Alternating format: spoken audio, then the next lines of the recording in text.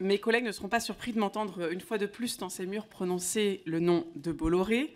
Nulle obsession de ma part, mais une conviction, celle que ce nom de Bolloré est le nom de l'articulation la plus poussée, la plus assumée entre offensive capitalistique et combat civilisationnel, pour reprendre les mots de Vincent Bolloré lui-même. Alors, Madame Lesage, puisque vous êtes pressentie pour intégrer l'ARCOM, j'aimerais vous alerter et vous entendre sur le cas Bolloré et plus largement sur la concentration dans le champ de l'audiovisuel et des industries culturelles. Bolloré, c'est CNews et C8, chaîne bien connue de l'ARCOM, puisqu'on ne compte plus les signalements pour incitation à la haine et manquement à la déontologie journalistique.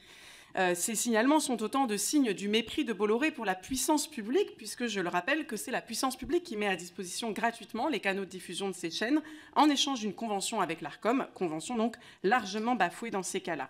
Bolloré, ce sont aussi des procédures bâillons, des acquisitions qui se traduisent par des départs de journalistes, par des livres censurés, par des émissions supprimées ou encore des scénarios réécrits. Bolloré, c'est enfin la constitution d'un quasi-monopole sur la télévision payante qui finance la création française.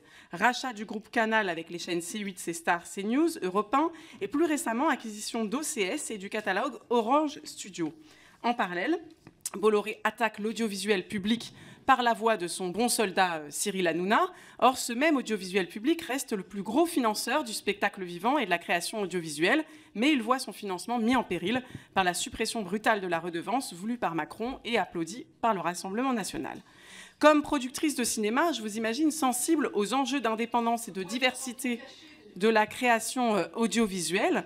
Donc, à vos yeux, quel rôle pourrait jouer l'ARCOM pour garantir cette diversité et cette indépendance de la création audiovisuelle? Et pensez-vous que l'ARCOM ait les armes et la volonté nécessaires pour réagir à ce combat civilisationnel que Vincent Bolloré prétend mener? Je vous remercie.